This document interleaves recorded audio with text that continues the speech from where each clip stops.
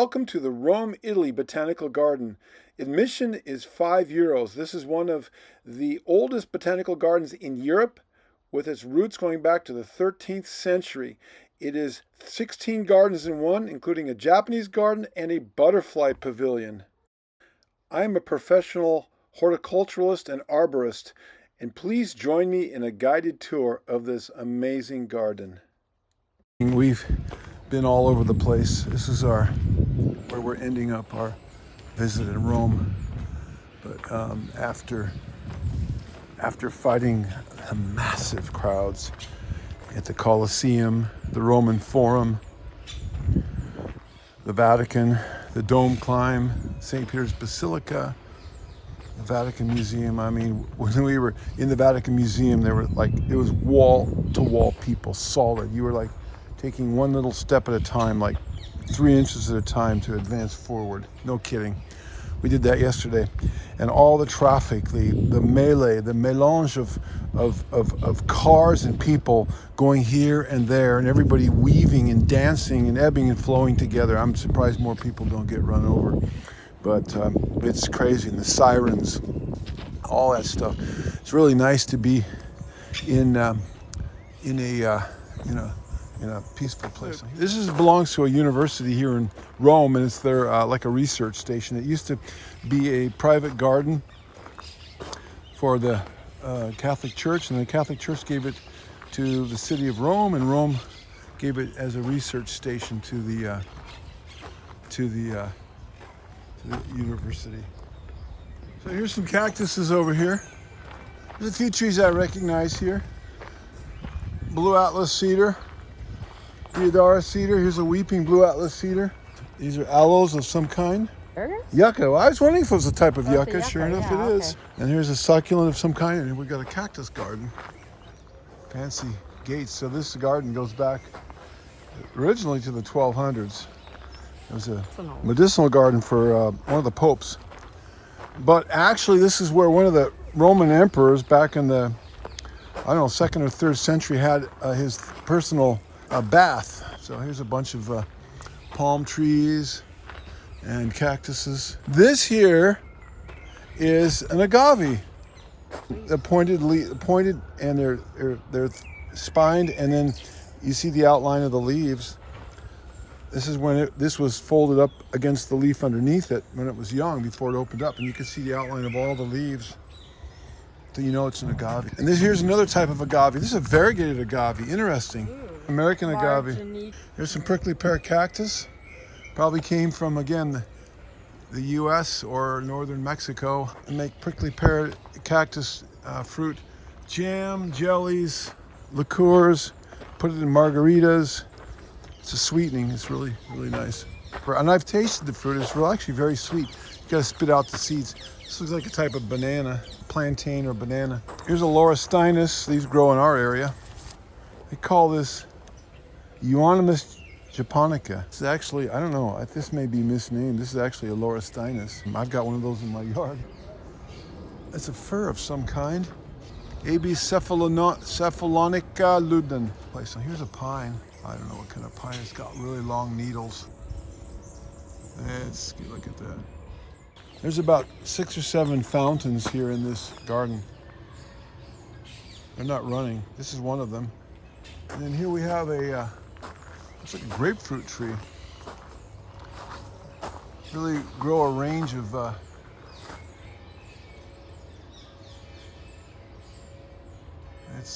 they're coming ripe. The citrus are coming ripe this month.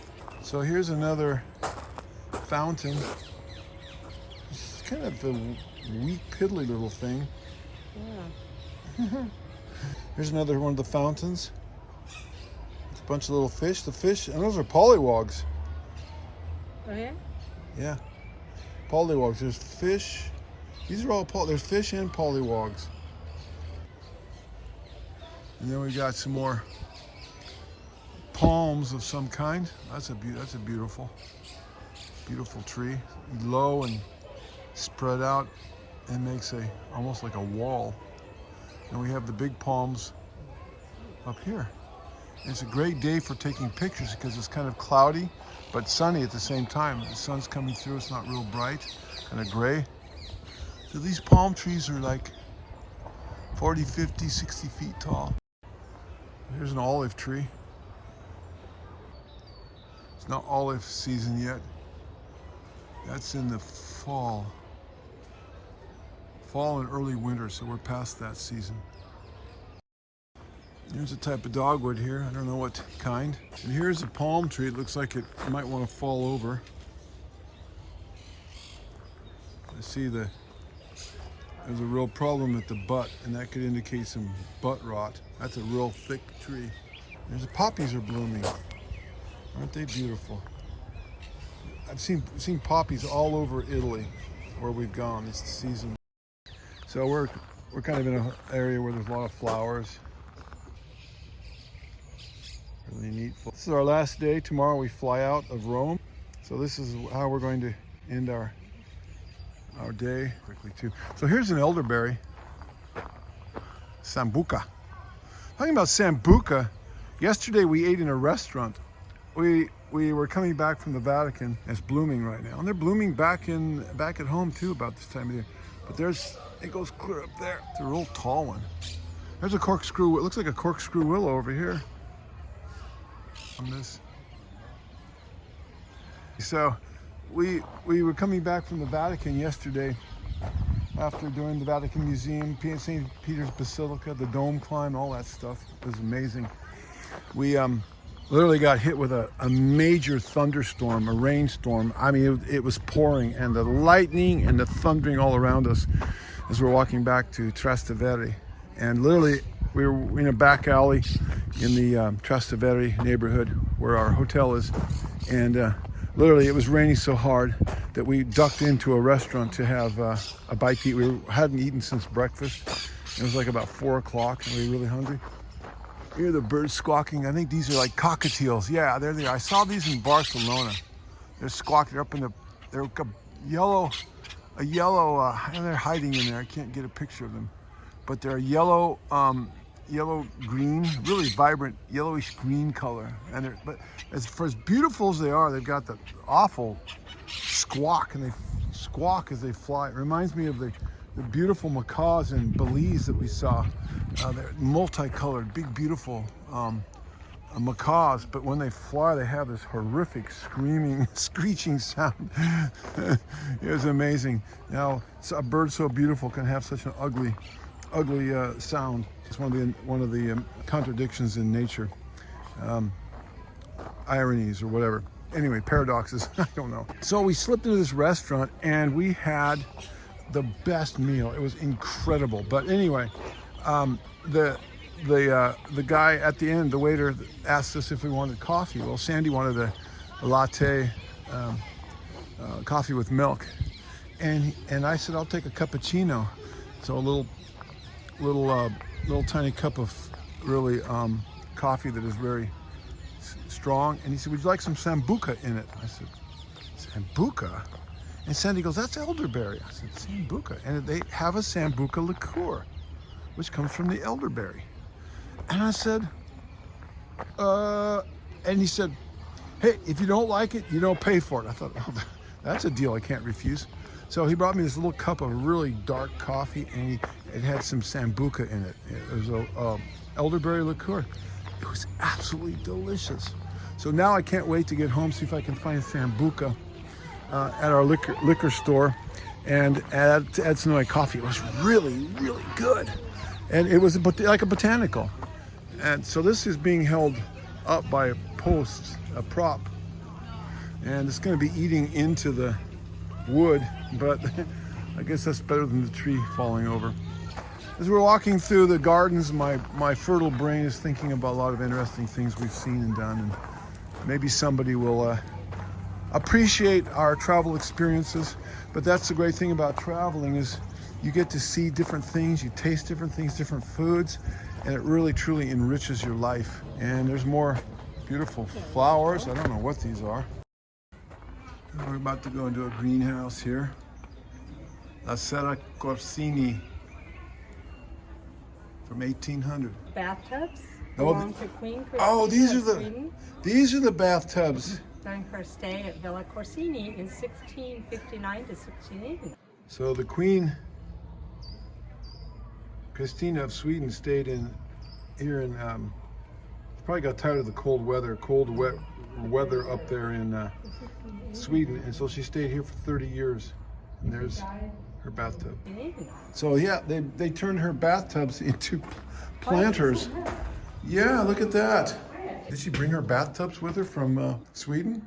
Or did she have them, maybe bought them here. Here's a famous royal bathtub. It's now a planter for agaves, Agave stricta. I would not have thought this was an agave. So these are all really warmer weather plants than even what they have here. Here's jade plants, aloe vera. Beautiful plants. Yesterday we were in the Vatican Museum, and we were in the St. Peter's Basilica. And we've been to Florence, and we've been to Pisa. Been to, I don't know how many churches and cathedrals and basilicas we've been in, all over the place, in several countries. And yet Jesus, Yeshua, said that Solomon, King Solomon, who was a multi-billionaire, the temple alone in Jerusalem, it was like 10 or 20 or 30 billion dollars to build, the most extravagant building probably ever constructed. He said that Solomon, Jesus in the book of Matthew says that Solomon in all of his glory was not arrayed as one of these lilies of the field, a little lily flower that we just walk by and don't think about. And when you really think about it, when you recognize the complexity of a flower and all that goes on, not just the beauty, but the complexity, the reproductive capacities, the bees, the pollen, the male, the female aspects of a flower and how they propagate, and all the chemistry and the biology and the physics and everything that goes on. It really does. And then a leaf, a simple leaf, the photosynthetic processes that go on in a leaf, the chemistry, the physics, the biology, to capture energy from the sun and to produce, in the chlorophylls and produce chloroplasts, produce carbohydrates, sugars, with the addition of carbon, CO2, and the carbon is taken out and added to the energy from the sun, and out of that comes sugar. It's an amazing cactus.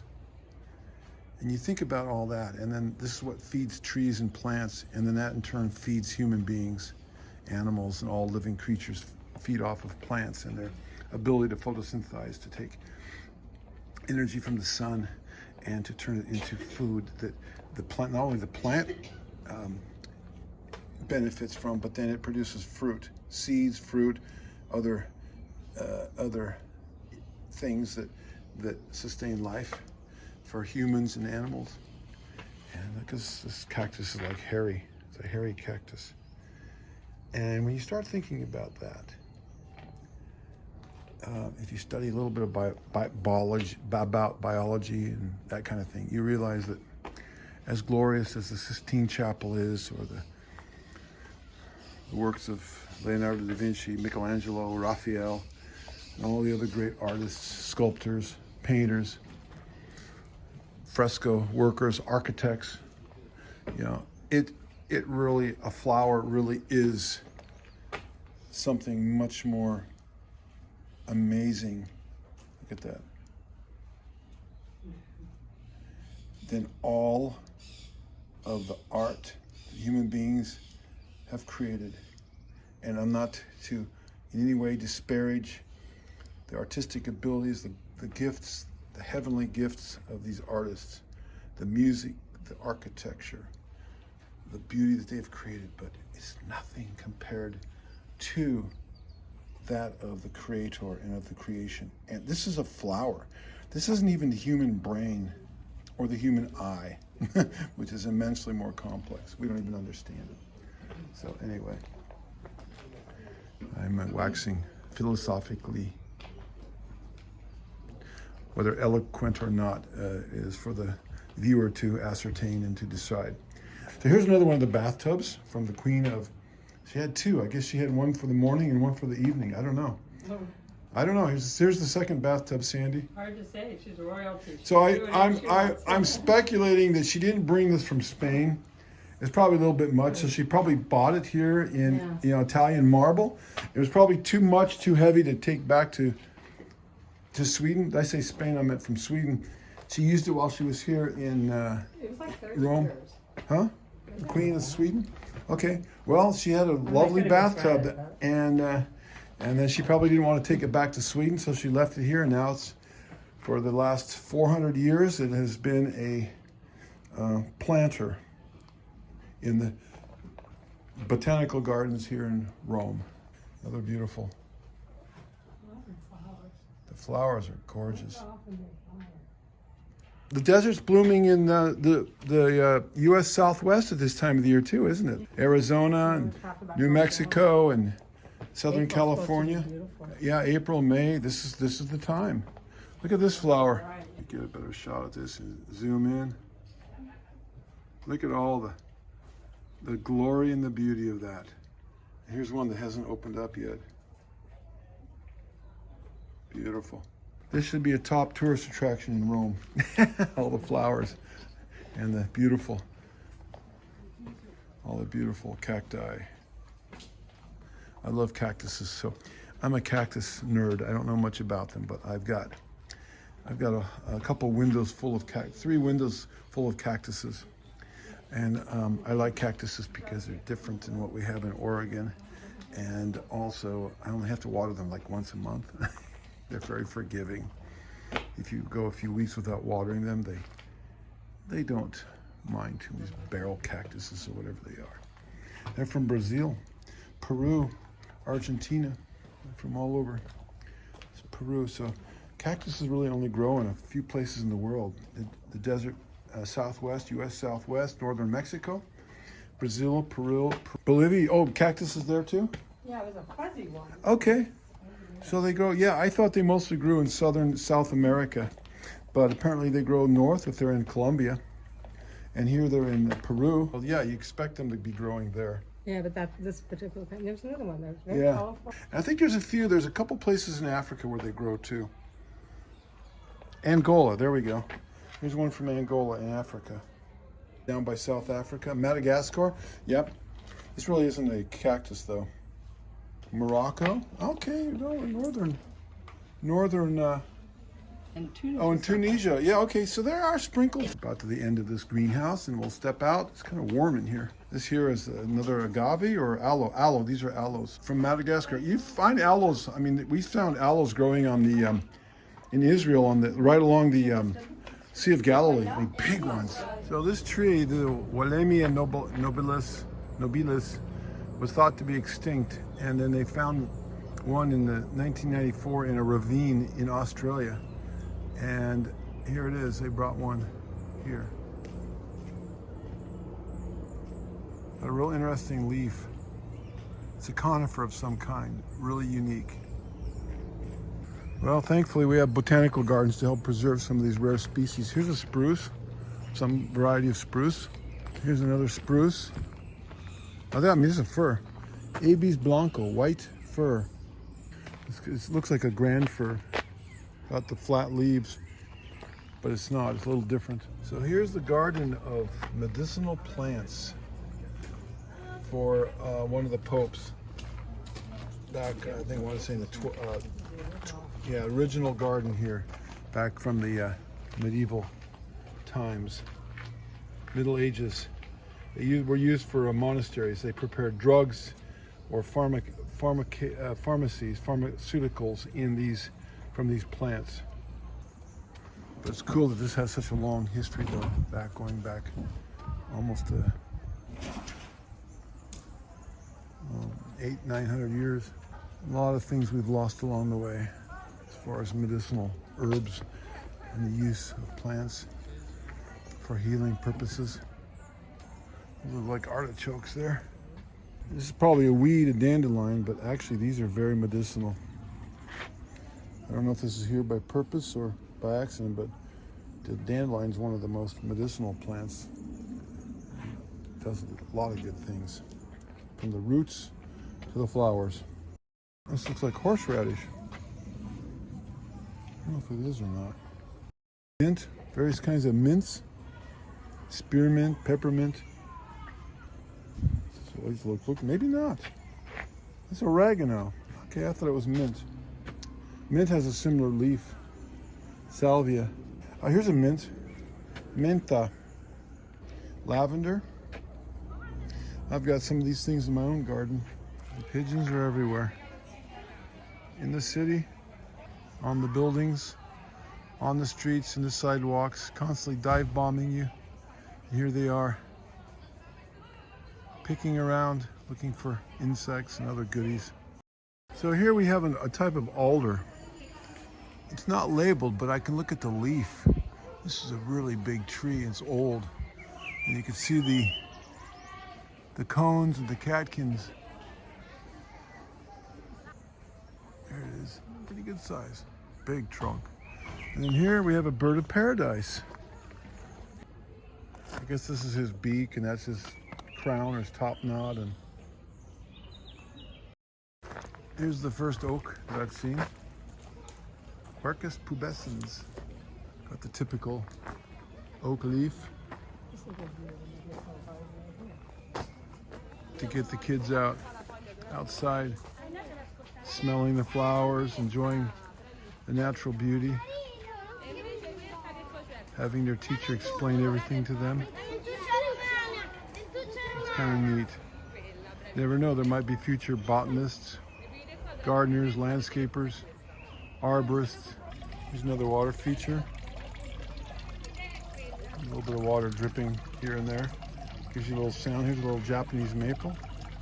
Here's another one of the water features here. Real pretty. The iris are blooming. Very pretty. And there's a turtle.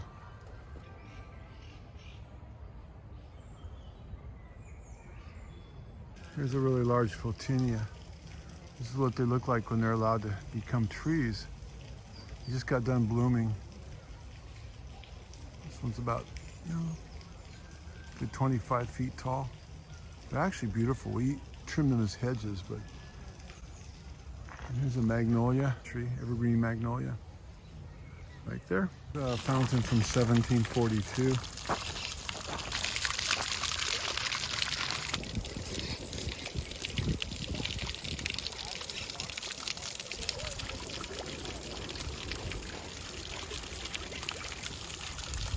Every garden needs a fountain or two, some running water. Just without it, it's just not quite the same. And there's Sandy on the other side, enjoying some rest. And now here is one of the main highlights of this garden, the largest palm tree in Europe. This is a single palm with about 9 trunks. Each trunk is about 28 to 30 inches in diameter, and the trees are about 35 to 40 feet tall. Totally spectacular and amazing. More palm trees. That's what a palm tree looks like when the fronds have not been trimmed off. Yep, it's been left in their natural state. All the way to the top. Going into the butterfly gardens now. See if I can find one that's landed and zoom in on him.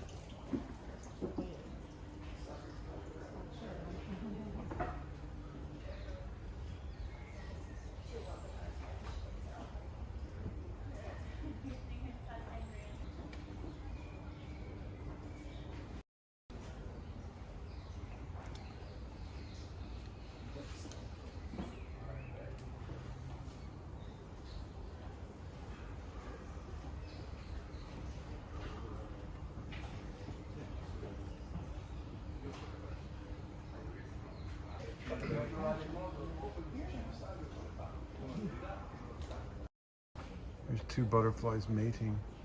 I've never seen that before. That's amazing. Pollinator pollinating.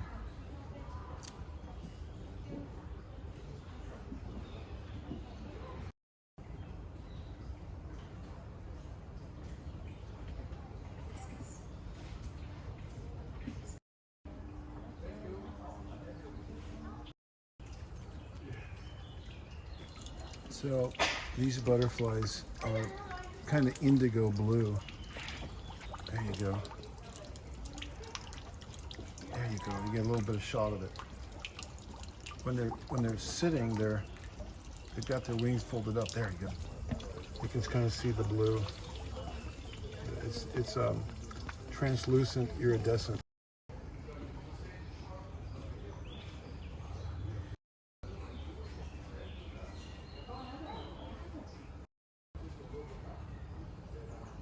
Wow. Are these the cocoons? Oh yeah.